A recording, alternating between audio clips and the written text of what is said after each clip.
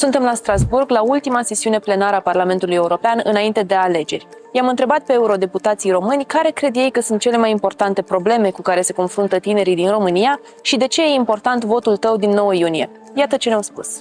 Cred că nu este simplu să fii tânăr astăzi. Chiar dacă am încredere în tineri, se confruntă cu provocări mult mai ample decât generația mea. Chiar dacă încă sunt tânăr.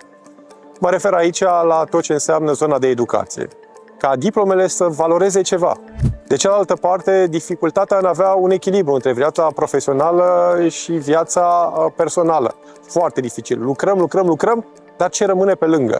Cred că problemele cu care se confruntă tinerii din România nu diferă mult de problemele cu care se confruntă tinerii din alte state.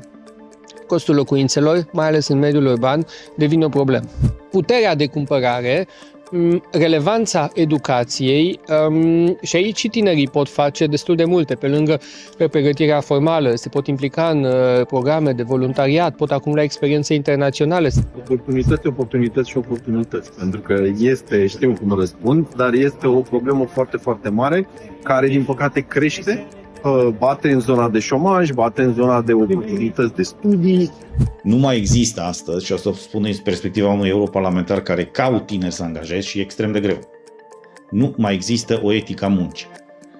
Tinerii ies din școală și nu mai știu ce să facă sau nu mai vor să facă. Toți așteaptă să fie plătiți extrem de bine, cu extrem de puțin efort. Nu se poate așa ceva.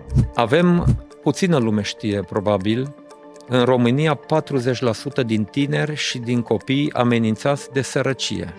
Și deci cred că asta e una din probleme, de acces, în primul rând, la un nivel de trai corect. Evident, mă gândesc și la tinerii care vor să-și întemeieze familie, pentru că noi tot vorbim sau tot aud politicieni care vorbesc de familia tradițională în România, dar noi am auzit vorbind de ajutoare pentru tineri care își întemeiază o familie, care vor să aibă copii și care au nevoie de locuință, care au nevoie de creșe, de cămine și de școli la ei în cartier. Criza locuințelor, tineretul și tinerii nu au bani.